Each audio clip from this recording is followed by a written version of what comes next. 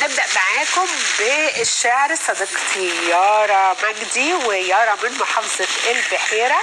يارا دايما بتقول لنا شعر جميل. النهاردة هتقول لنا مصر وجمالها، وهنتابعها معاكم. أهلا بك يا يارا، يلا بينا. أهلا بحضرتك.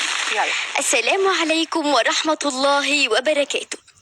معكم الشاعرة يارا مجدي فؤاد الدمرداش، محافظة البحيرة، وقصيدتي بعنوان مصر وجمالها للشاعر رضا أبو الغيط.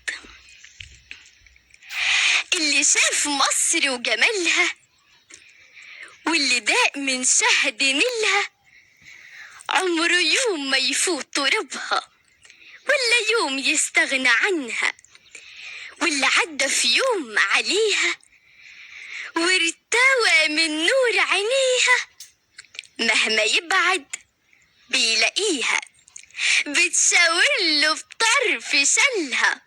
مصر جنة وقبلة لينا، والسعادة اللي في عينينا، وإن في يوم نادت علينا بتلاقينا بدر نيلها. مصر ضحكة وابتسامة للي راجع بالسلامة، والحنانها 100 علامة جوه قلب وعين رجالها. واللي شاف ضحك بلادي لما داست على الأعادي قالوا تسلم الأيادي، والرئيس أبو قلب طيب، محلى مصر ومحلى ناسها، والأذان مع صوت جرسها، محلى جيشها اللي يحميها من اللي عايز يفترسها، محلى نيلها اللي شايلها جوه حضنه بيحيلها، تدعي كل الناس تجيلها لاجل ما يشاهد أساسها. محلى مصر في كل حين اسم محفور على الجبين، أم زينب، أم زينب والحسين.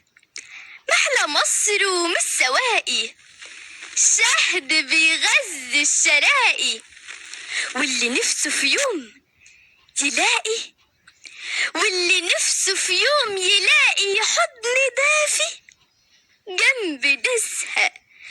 محلى مصر ومحلى ناسها اللي رب الكون حرصها، مهما قالوا ولا عادوا، مهما قالوا ولا عادوا، مصر دايما رفع راسها. شكرا. تبارك الله، برافو عليك يا يارا. طبعا مصر دايما رافعه راسها، ربنا يوفق مصر دايما في كل المجال. حبيبتي تسلمي، اشكرك جدا.